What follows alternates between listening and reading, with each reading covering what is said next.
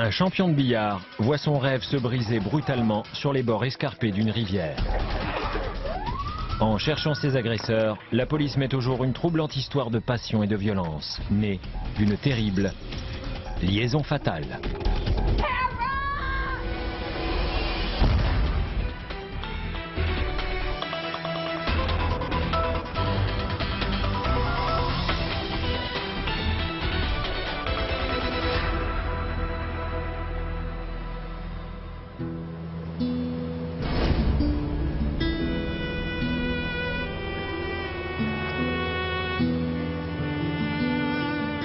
Les vacanciers se rendent dans la petite ville de Roseburg, dans l'Oregon, pour profiter de la nature et du grand air.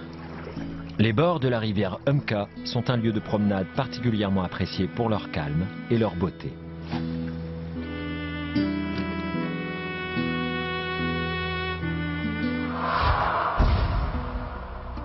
Dans l'après-midi du 3 juillet 1990, une jeune femme ramasse des pierres pour sa collection. Mais elle fait une découverte inattendue. Un corps ensanglanté. Oh mon Dieu!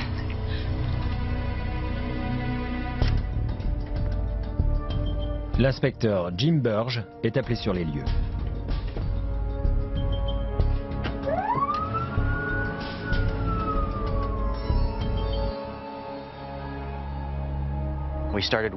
On est arrivé sur place. On a marché et on a aperçu le corps de loin. Plus on se rapprochait, plus il y avait de sang. Et puis en avançant, on a découvert une grosse pierre couverte de sang. En voyant le corps, on a tout de suite compris qu'il s'agissait d'un crime extrêmement violent. Il y avait énormément de sang. C'était une vision atroce. Les hommes étaient vraiment sous le choc. Il se passe rarement grand-chose dans une aussi petite ville. La victime ne mesure qu'1,30 m, mais il ne s'agit pas d'un enfant. C'est un adulte d'une trentaine d'années. On se demandait ce qu'avait pu faire cet homme pour mériter ça.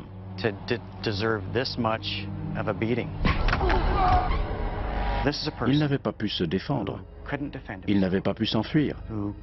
Et il gisait là, au bord de l'eau.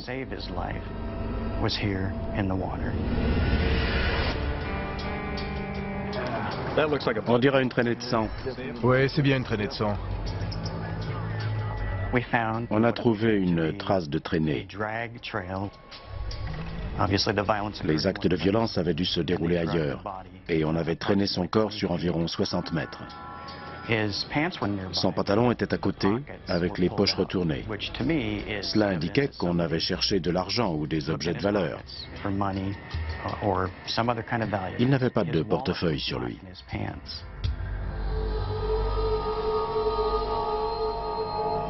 On pense qu'il s'agit de Donald Fish, 34 ans.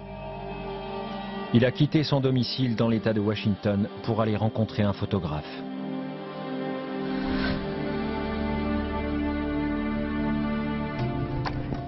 La police appelle sa famille pour confirmation.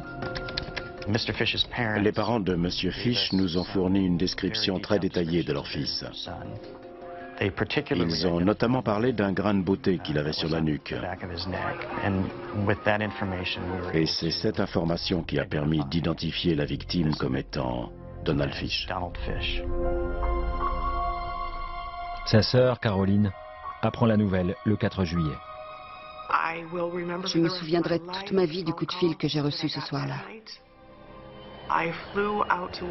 J'ai pris un avion pour Washington le lendemain. Je suis allée à la morgue pour identifier le corps.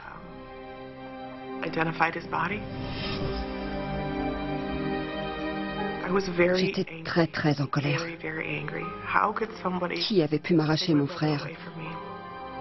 Qui pouvait briser ainsi une famille?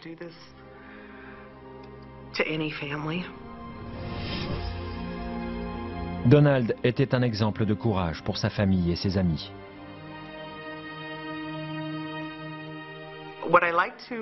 J'aime parler de lui en l'appelant mon petit grand frère. Il était différent, mais il n'était pas bizarre. C'était quelqu'un de sincère. Tout le monde l'appréciait. Il se disait que son attitude pouvait tout changer. Il ne voulait pas que ce handicap l'empêche de réussir dans la vie. Et malgré les moqueries et les mauvais traitements, il avait décidé qu'il surmonterait ces obstacles et qu'il réussirait. Et c'est exactement ce qu'il a fait. Tout au long de son enfance, les parents de Donald font tout ce qu'ils peuvent pour l'aider à aller de l'avant et à trouver sa vocation. Il était au lycée quand mon père lui a offert une belle table de billard. Il avait remarqué qu'il avait un faible pour le billard. Et c'est devenu son sport favori.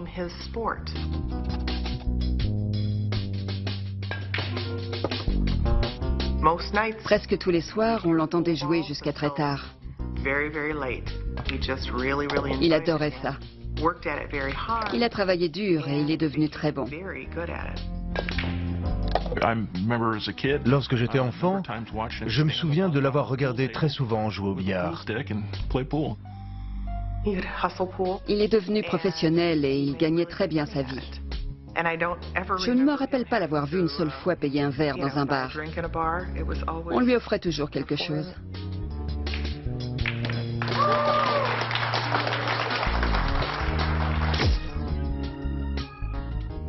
Malheureusement, les bars où il jouait étaient souvent malfamés. Les enquêteurs apprennent que Donald a fait la démonstration de ses talents dans un bar local la veille au soir. Il voulait être le meilleur. Il avait dit à son patron qu'il allait participer à un concours de billard dans un bar de Roseburg. La police retrouve la voiture de Donald sur le parking du bar. Parlez-moi d'hier soir. Il était ici, il jouait au billard, il faisait des paris, il gagnait, il se débrouillait bien. C'est un bar sans histoire du centre-ville avec sa clientèle d'habitués comme partout. Des gens avaient vu Donald Fish jouer au billard le 2 juillet au soir. Les enquêteurs comprennent que Donald Fish a fait forte impression. Hey, vous êtes folle. Il avait la personnalité énigmatique et le charisme des joueurs. Il vous défiait l'air de rien et il vous réglait votre compte sur la table de billard. Donald était comme ça et il prenait beaucoup de plaisir. Trop fort pour moi. La police découvre également que 2 jeunes femmes étaient présentes dans le bar ce soir-là et qu'elles étaient très intéressées par Donald. Plusieurs témoins nous ont décrit ces 2 femmes. Apparemment, elles étaient lesbiennes. Ces femmes se donnaient en spectacle dans le bar. Elles cherchaient à attirer l'attention. Oh, bien joué! Comment tu t'appelles? Tracy. Don, enchanté. Enchanté. Tout en jouant, il draguait les 2 femmes. C'était un homme à femme. Il tombait facilement sous leur charme. Et il faisait tout pour attirer leur attention. Il jouait au billard tout en essayant de séduire les femmes en même temps. Hey barman, 2 tequila pour mes nouvelles amies. Des témoins nous ont dit qu'il leur avait offert à boire. Il faut te pencher davantage. D'accord. Très lentement? Très lentement. Maintenant, tu regardes par là. Ah, raté!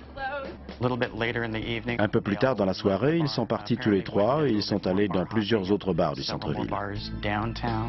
Allez les filles, on y va. Ce soir, c'est moi qui régale. Ça me va.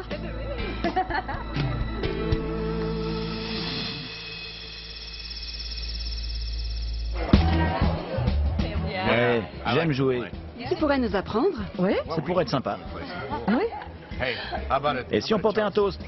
Voilà. Chin. À cette soirée. C'était un fêtard, un séducteur. Tout le monde aimait Don. C'était le bout en train, le clown de la classe. Il essayait toujours de faire rire les gens. C'est nouveau pour moi. Je suis jamais sorti avec 2 femmes superbes en même temps. C'est vrai? C'est génial. Tu es sérieux? C'est la première fois. Tu vas pas le regretter. J'ai hâte. Il avait l'impression qu'elle s'intéressait à lui et elle flirtait avec lui. Il pensait sans doute que ça allait marcher.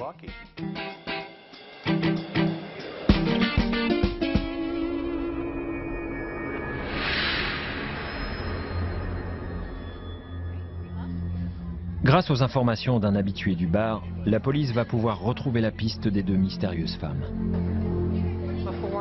Excusez-moi, je crois que je sais de qui il s'agit. Il va révéler une sulfureuse histoire de sexe et de violence. Mais l'histoire ne fait que commencer. Elle se poursuivra derrière les barreaux et débouchera sur une incroyable évasion.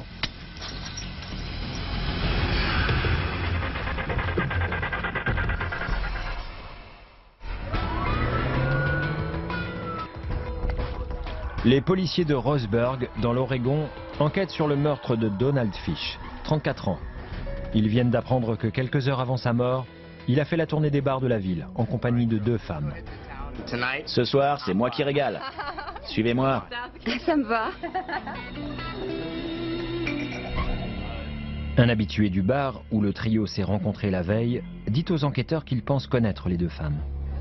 Vous étiez avec ces 2 femmes. Toute la journée? Comment les avez-vous rencontrées? Sur le parking, elles n'avaient pas de papier, donc elles ne pouvaient pas entrer. Je les ai rencontrées dehors.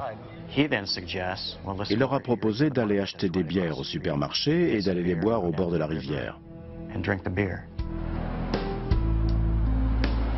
Ils roulent jusqu'à un endroit tranquille pour boire et s'amuser. Les femmes disent s'appeler Tracy et Tamara. Ce type pensait avoir décroché le gros lot. Il a commencé à flirter avec Tracy.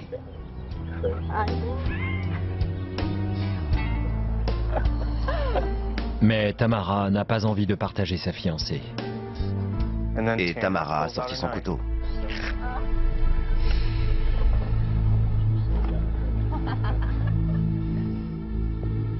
Une enfance difficile. Et cela a fait d'elle une femme assez excessive. Elle buvait beaucoup. Et elle est devenue alcoolique. Elle s'est prostituée. Elle n'avait pas les repères nécessaires pour devenir une adulte psychologiquement équilibrée.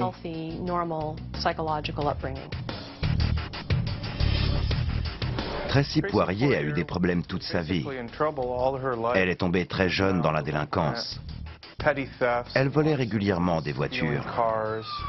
Elle a eu des démêlés avec la justice dès son plus jeune âge.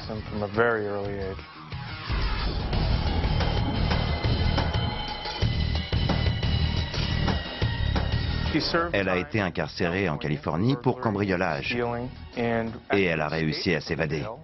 C'était une récidiviste. Elle commettait des actes de plus en plus graves, mais elle s'en fichait.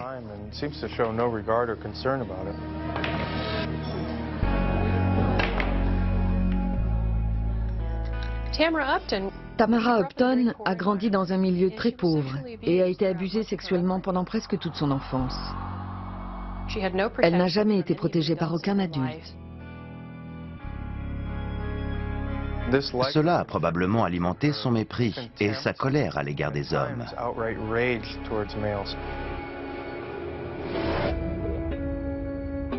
Pendant longtemps, les 2 femmes se connaissent seulement de vue.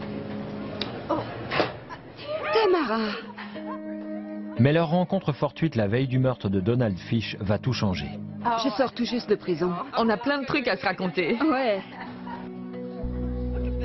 Tracy vient d'être libérée de prison après avoir purgé une peine pour vol de voiture. Mais elle n'a pas tardé à renouer avec ses vieilles habitudes, ce qui n'est pas pour déplaire à Tamara. Je viens de voler une voiture bleue. Tu changeras jamais. Tracy propose à Tamara de l'accompagner pour un voyage de 200 km entre Salem et Roseburg. Et ce trajet en voiture va leur permettre de faire plus ample connaissance. Tracy, après sa sortie de prison, avait rendez-vous avec un contrôleur judiciaire de Roseburg. Car apparemment, elle prévoyait de s'installer ici. Ces deux femmes faisaient tout sur un coup de tête.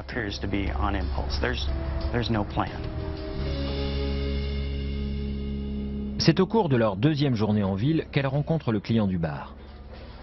Ce dernier raconte à la police qu'après l'incident du couteau, il a ramené les filles dans son appartement où la température est montée d'un cran.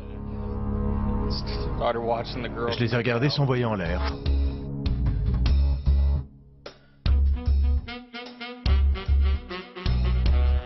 Allez les filles, ouais. Je suis vraiment content de vous avoir rencontré.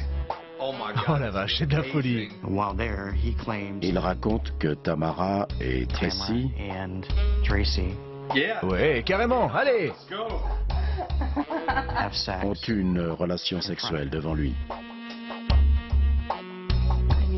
Je vais me doucher.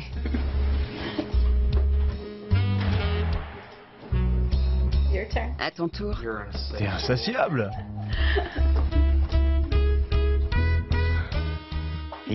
Il couche avec Tracy. Il reste chez lui environ 1 heure. Puis ils repartent et elle le dépose devant le bar. L'homme décrit la voiture bleue des deux femmes.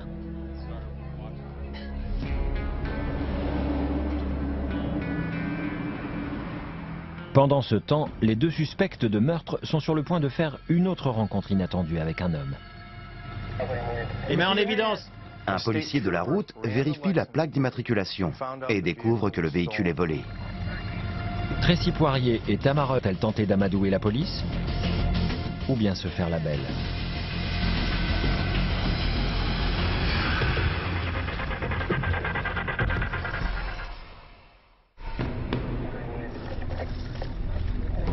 À Roseburg, dans l'Oregon, un policier de la route arrête une voiture qui a été déclarée volée à Salem, à 200 km de là. Les mains en évidence.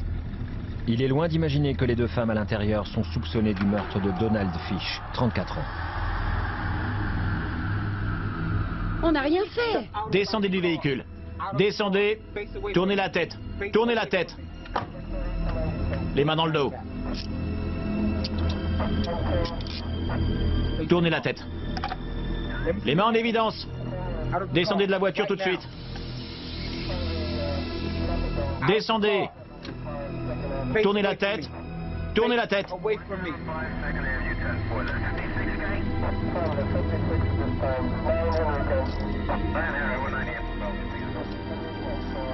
Les deux femmes se rendent dans le calme, pour l'instant.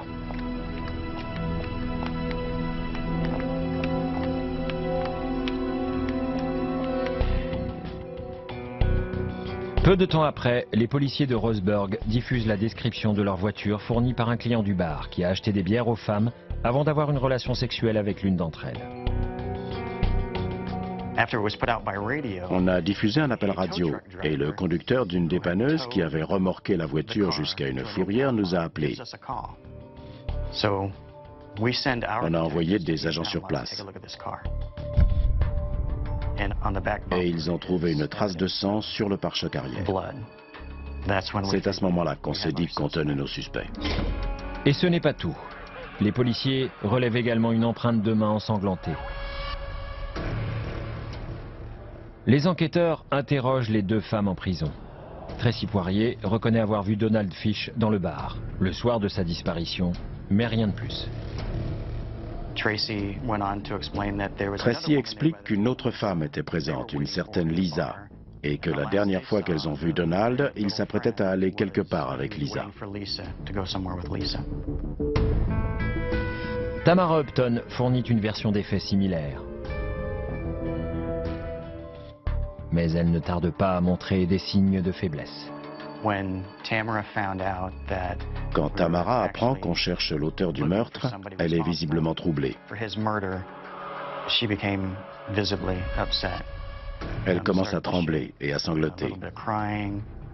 Elle fait des déclarations bizarres à la personne qui l'interroge au bureau du shérif. Elle lui dit notamment « Vous n'avez pas peur d'être dans la même pièce qu'une meurtrière psychopathe ?» J'aime le sang. À un autre moment, elle s'exclame « Tracy, dans quel pétrin je me suis fourré ?» Tamara refuse néanmoins de revenir sur sa version des faits.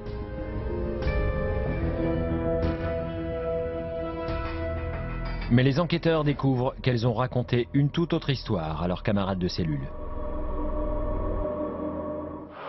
En prison, Tracy se montre violente et agressive. Elle crie, elle hurle. Tamara! Tamara! Tamara! Tu vas la fermer? Tamara! Elle tape contre les murs de la cellule et elle crie à Tamara qu'elle l'aime. Et quand ses codétenus lui disent de se taire, elle hurle « Je viens de tuer quelqu'un. Vous croyez que vous me faites peur ?» Vous croyez que j'ai peur de vous? Je viens de tuer un homme!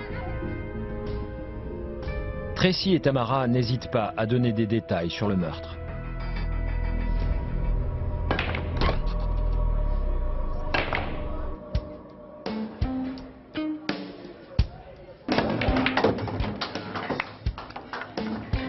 Trop fort pour moi. Elles expliquent à leurs codétenus comment elles ont repéré Donald dans le bar. Tu as vu tout le fric qu'il a? Oui. Il faut qu'on s'occupe de lui. Tracy était là pas.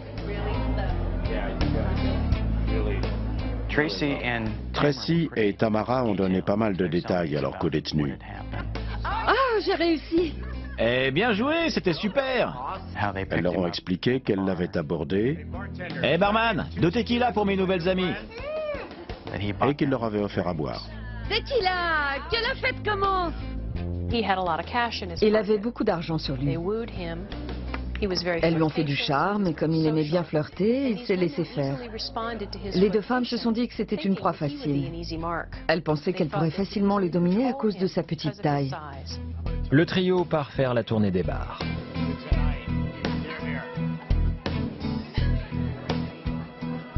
Donald pense que la soirée ne fait que commencer. Et c'est exactement ce que Tracy Poirier et Tamara Upton veulent qu'il pense. Tracy était très intelligente et très manipulatrice. Je pense qu'elle était le cerveau de l'opération. Elle avait réussi à séduire Tamara et à faire en sorte qu'elle tombe amoureuse d'elle. Tamara était beaucoup plus agressive. Et comme elle était amoureuse de Tracy, elle était prête à faire tout ce que Tracy lui demandait. Ils reprennent une nouvelle fois la voiture.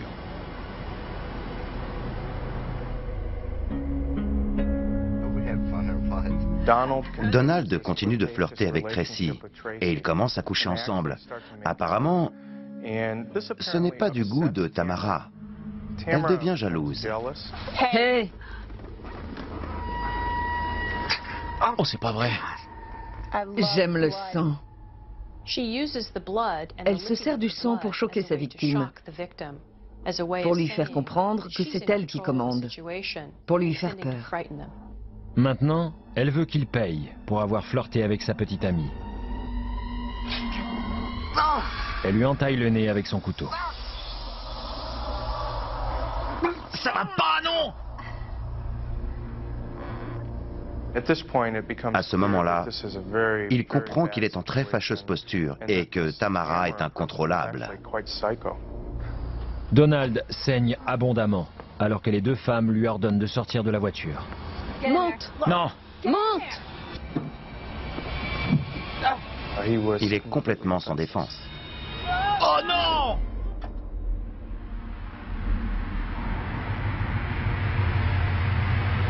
Elle roule jusqu'à la rivière voisine.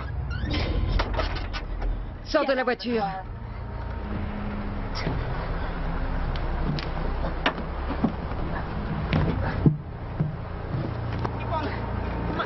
Continue à marcher. Allez! Enlève ta chemise. Ta chemise. File-nous ton fric, vite! Allez, mène-toi. Donald Fish sait qu'il ne peut pas échapper à ces ravisseuses qui l'obligent à se déshabiller. Enlève ta chemise. Si vous me laissez appeler mes parents, je peux vous avoir 10 000 $ de plus. La ferme, enlève ta chemise. Ne me tuez pas! Il les supplie de ne pas le tuer. Me tuez pas! Ta chemise. Me tuez pas! Je ferai tout ce que vous voudrez, s'il vous plaît! Allez, on va au bord de l'eau. Non! Les deux femmes prennent des pierres et s'attaquent à leur victime. Et elle commence à le frapper. Une fois de plus, c'est ce que Tracy et Tamara ont raconté à leurs co-détenus. Elle commence à le frapper à la tête avec ses pierres. C'est une façon de faire très barbare. Elles se comportent comme des animaux. Elles n'ont aucune pitié. Elles l'attaquent sauvagement. Et tout ça pour une poignée de dollars.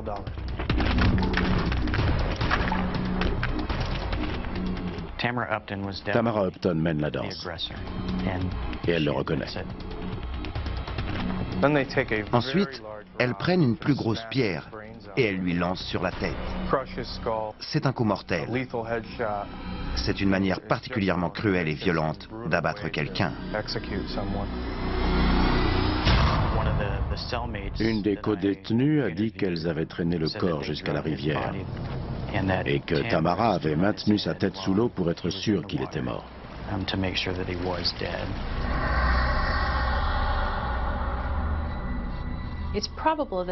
Elles l'ont sans doute tué dans un accès de colère qu'elles n'ont pas pu maîtriser.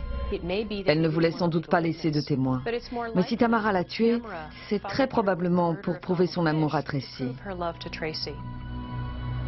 Elle veut supprimer Donald Fish pour Tracy.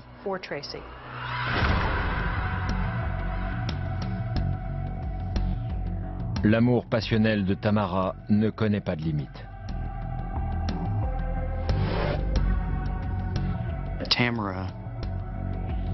Tamara pensait qu'elle allait payer pour Tracy. Mais Tracy tient à passer pour une dure auprès de ses co-détenus. Tracy est déjà allée en prison. Elle sait qu'elle doit jouer les gros bras, paraître forte. Vous croyez que j'ai peur de vous? Je viens de tuer un homme! Elle pense qu'elle a une réputation à tenir. Elle parle du crime qu'elle a commis et d'une certaine manière, elle essaie de se faire passer pour plus coriace et plus violente qu'elle ne l'est en réalité.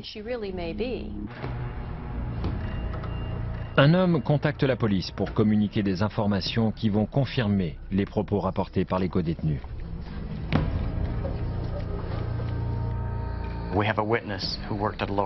On a un témoin qui est serveur dans un restaurant. Il quitte son travail à 1 h du matin et prend son vélo pour rentrer chez lui. Il emprunte le pont et il s'arrête au milieu parce qu'il voit une voiture en contrebas avec des phares allumés. Il croit voir 2 adultes et un enfant. Puis il entend des bruits étranges. Ça ressemble à des bruits de pierres qu'on entrechoque. Mais en fait, ces pierres étaient lancées contre M. Fish.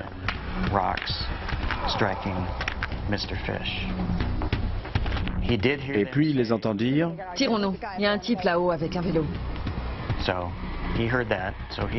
Du coup, il sait qu'elles l'ont vu. Il entend alors 2 portières se refermer simultanément et la voiture démarrer. Il roule jusqu'au bout du pont et il aperçoit une femme. D'après sa description, on en a déduit qu'il s'agissait de Tamara Upton.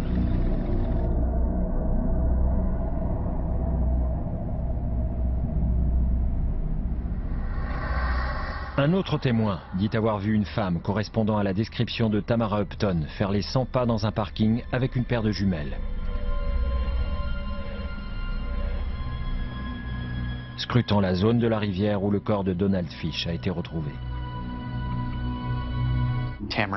Tamara déclare qu'elle ne veut pas aller au procès. Finalement, elle plaide coupable de meurtre. Un juge la condamne à la prison à perpétuité sans possibilité de libération conditionnelle. Tracy Poirier est accusée de meurtre et d'enlèvement, mais elle plaide non coupable. Après 2 jours de délibération, le jury la reconnaît coupable. Ils n'étaient pas en faveur d'une peine de mort. Mais ils ont décidé à l'unanimité de ne pas lui accorder de possibilité de libération conditionnelle. C'était donc une vraie condamnation à perpétuité. Tamara! Tamara! Cela a mis un terme à leur liaison. Tracy et Tamara ne pouvaient plus communiquer entre elles. Cela signait la fin de leur histoire d'amour. Si Tracy et Tamara n'avaient pas eu une liaison, probablement que Tamara n'aurait jamais tué Donald Fish. Elle avait de mauvaises relations avec les hommes, mais elle n'avait jamais été violente. Tracy, elle, avait un lourd casier judiciaire. Tracy était capable de se mettre dans des situations qui pouvaient entraîner un tel degré de violence. Mais Tracy Poirier n'a pas du tout l'intention de passer le reste de sa vie derrière les barreaux. Elle est bien décidée à s'évader. Et pour y arriver, elle doit absolument attirer une nouvelle femme dans ses filets.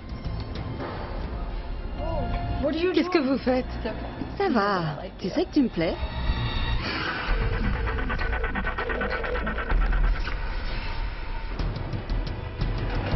À Roseburg, dans l'Oregon, Tracy Poirier et Tamara Upton ont été condamnés à la prison à perpétuité pour le meurtre du champion de billard, Donald Fish.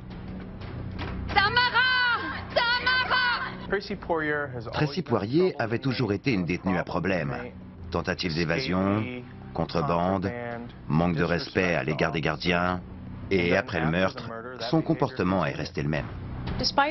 Sous ses airs très sages, Tracy est en fait une criminelle endurcie. Elle n'est pas digne de confiance. Elle doit être placée dans une prison de haute sécurité. Elle a déjà réussi à s'évader plusieurs fois. Elle est clairement dangereuse. Pendant 6 ans, Tracy Poirier attend son heure dans une prison pour femmes de l'Oregon, jusqu'à ce qu'une occasion se présente. Les cellules étant surpeuplées, elle doit être temporairement transférée à la prison du comté de Coos, un établissement moins sécurisé. Elle veut s'évader à tout prix. Elle est manipulatrice, séductrice et maligne. C'est une femme très dangereuse. Tracy est déterminée à s'évader et sait qu'elle a besoin d'une complice. Allez Tracy, vous connaissez la chanson. Debout. Les bras tendus. Elle doit trouver une personne vulnérable qui tombera facilement sous son charme. Qu'est-ce que vous faites? Ça va. Tu sais que tu me plais? Pamela Trimble, mort à l'hameçon. Pamela Trimble a été piégée par Tracy. Pamela devait être vulnérable. On ne sait pas grand-chose sur sa vie privée. Mais elle a violé son code de déontologie en tant que gardienne de prison en nouant une relation amoureuse avec Tracy. Pamela remplit le même rôle que Tamara. Cela en dit long sur le culte de la personnalité qui entoure Tracy. Ces femmes tombent amoureuses d'elle. Et Tracy a le pouvoir de leur faire commettre des actes totalement irresponsables. Fermez la numéro 4.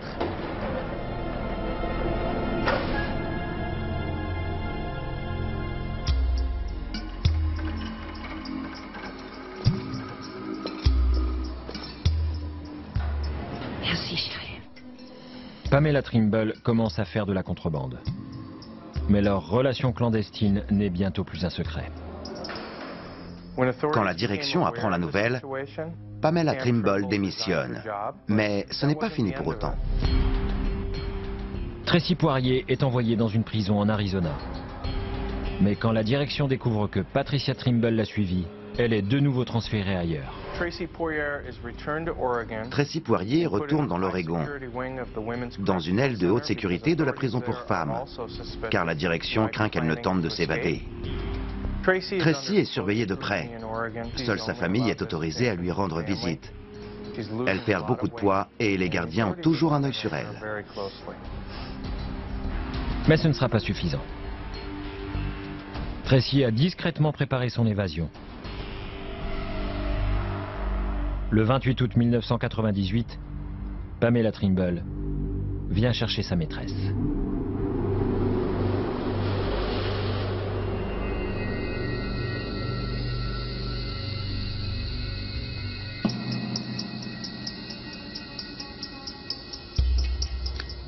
Pamela Trimble se gare derrière le centre pénitentiaire. Elle prend une pince, traverse le ruisseau et fait un trou dans la clôture de la prison.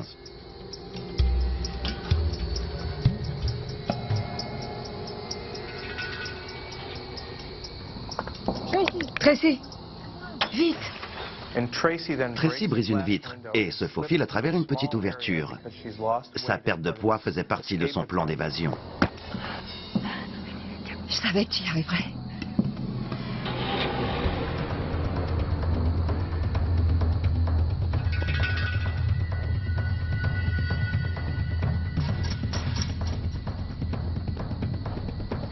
Et elles s'enfuient toutes les deux dans la nuit. C'est une évasion très audacieuse qui avait bien sûr été très bien pensée et organisée. Petit déjeuner. Le lendemain matin, une détenue manque à l'appel. Chef, la cellule 4 est vide. Il était 5h45 quand j'ai reçu un appel chez moi pour me prévenir qu'il y avait eu une évasion. On a tout de suite compris que quelqu'un avait dû l'aider pour découper la clôture et le barreau de la fenêtre par laquelle elle était sortie.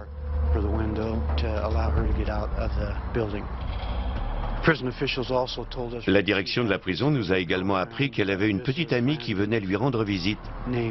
Elle s'appelait Pamela Trimble et ils nous ont conseillé de la rechercher aussi. L'évasion de Tracy Poirier fait beaucoup de bruit dans l'Oregon. C'est un fait assez rare. Tout le monde est sur le qui-vive. Et les gens ont peur. C'est une meurtrière en cavale.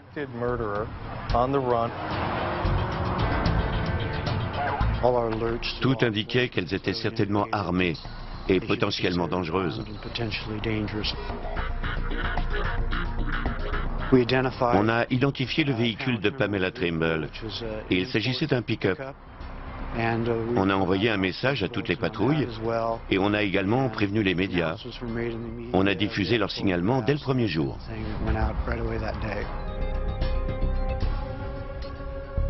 La nouvelle de l'évasion est un choc terrible pour la famille de Donald Fish.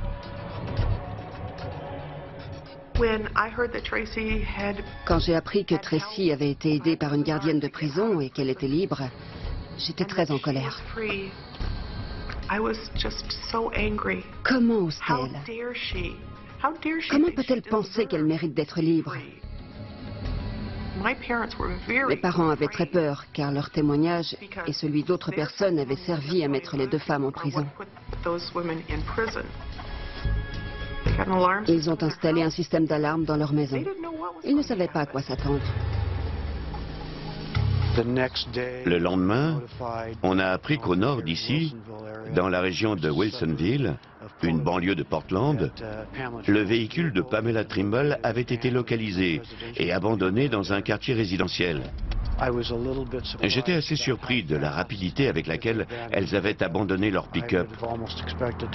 Je pensais qu'elles auraient parcouru davantage de kilomètres. On a récupéré le véhicule et on a localisé un chauffeur de taxi qui avait vu leur signalement dans les médias et qui avait reconnu deux femmes correspondant à leur description.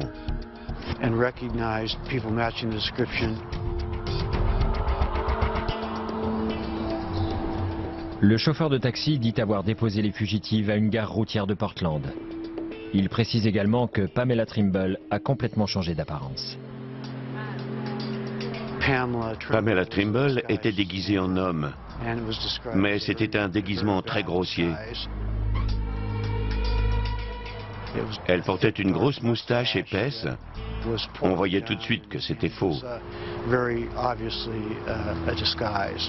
Ne dis pas de la boucler. Je la bouclerai pas. Je me fous de ce qu'ils pensent. Les gens remarquaient tout de suite le couple. Elle ne passait pas inaperçue. Tracy était grossière et agressive. Je sais que ça va aller. Arrête de me répéter que ça va aller. Elles avaient acheté des billets de car pour San Francisco, en Californie. Après ça, elles ont disparu. Ils savaient qu'elles étaient montées dans un bus, mais ils ne savaient pas du tout dans quelle direction. Ils ont perdu leurs traces. L'histoire de cette incroyable évasion fait les grands titres à la télévision. Et plusieurs témoins disent avoir vu les deux femmes dans la région de Rhode Island. Elles utilisent des faux noms et elles fréquentent les bars et les discothèques du coin. Tracy se bagarre facilement et boit trop, comme elle l'a toujours fait tout au long de sa vie.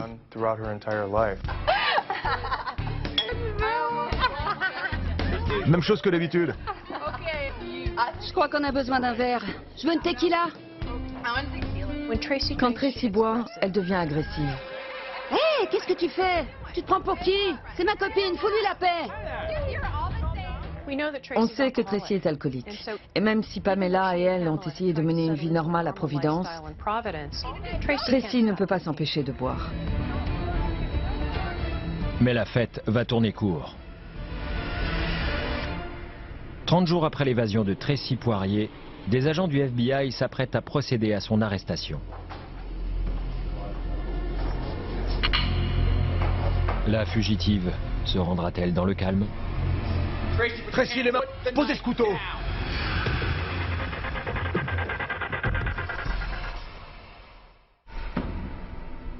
À Providence, dans l'état de Rhode Island, des agents du FBI sont sur le point d'arrêter la meurtrière et évadée Tracy Poirier. Selon un informateur, elle travaillerait dans une boulangerie italienne.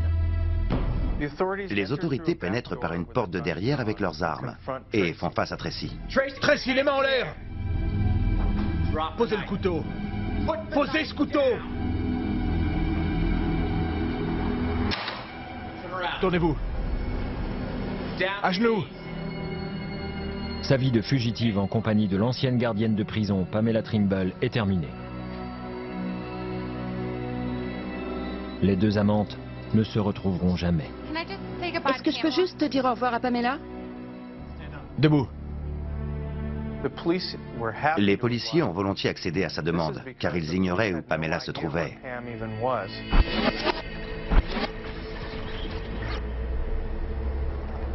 Tracy les mène jusqu'à une boucherie voisine.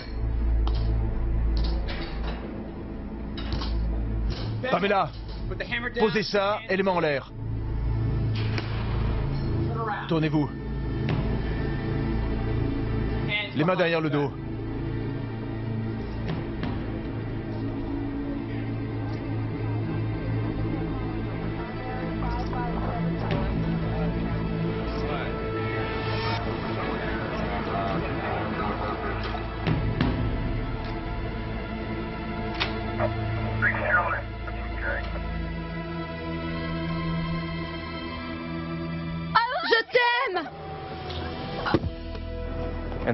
Cette histoire d'amour passionnel se termine au moment où Tracy dit adieu à Pamela. Pamela a tout fait pour Tracy, au nom de son amour. Elle a pris des risques énormes, perdu son travail et est devenue une criminelle. Et elle va payer pour ça. Elle dit adieu à Tracy, on lui passe les menottes et elle est jetée en prison. Une fois en détention, les deux femmes font tout ce qui est en leur pouvoir pour éviter d'être renvoyées dans l'Oregon. Vous voulez toutes les deux éviter l'extradition? On a mis du temps à les faire revenir. Il a fallu demander un mandat au gouverneur. On a finalement réussi à faire revenir Pamela Trimble en janvier et Tracy Poirier en février. En février, elles étaient toutes les deux revenues dans l'Oregon.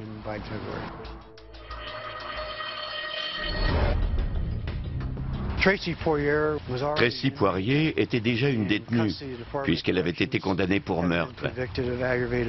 Elle est revenue et elle a été sanctionnée.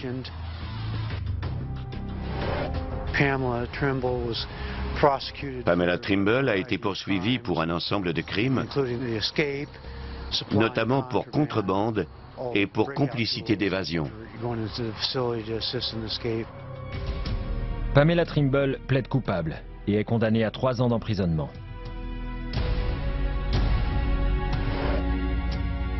Elle est libre aujourd'hui.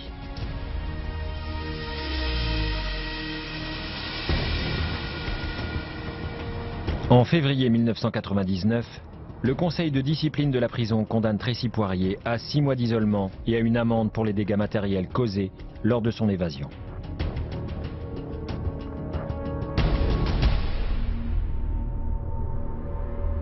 Elle est toujours considérée comme une détenue à risque et elle est incarcérée dans une prison tenue secrète, quelque part, dans l'Oregon. Chaque 4 juillet, alors que le reste des États-Unis célèbre l'anniversaire de l'indépendance, c'est la tristesse au sein de la famille de Donald Fish. Ma famille est anéantie. Encore aujourd'hui, mes parents ne fêtent toujours pas le 4 juillet, car c'est un 4 juillet que nous avons appris sa mort. J'aurais aimé qu'il voie mes filles grandir. Il me manque tout le temps. Et j'aurais adoré le voir avec des enfants. Mais ça n'arrivera jamais. Jamais.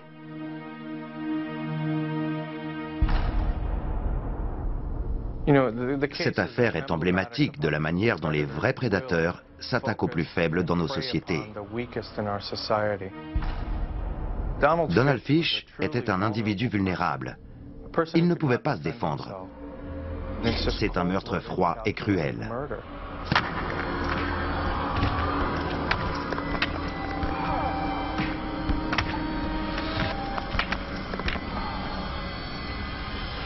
L'idée que des êtres humains puissent s'en prendre à un individu sans défense est tout simplement insupportable. Tracy n'aimait pas vraiment Tamara, et elle n'aimait pas non plus Pamela. Ce qu'elle aimait, c'est ce que ces femmes pouvaient faire pour elle. Tracy a toujours enfreint la plupart des normes et des règles de notre société. C'est une inadaptée sociale typique. Elle pense que les lois ne s'appliquent pas à elle. Elle pense qu'elle peut faire ce qu'elle veut à qui elle veut. Elle n'a aucune compassion pour personne. Tracy est à l'origine de ces 2 liaisons fatales. Elle est impitoyable. Elle est fourbe, elle est manipulatrice. Elle savait comment séduire Tamara et comment séduire Pamela. Elle a réussi à convaincre Tamara de tuer et à convaincre Pamela de l'aider à s'évader et de partir en cavale.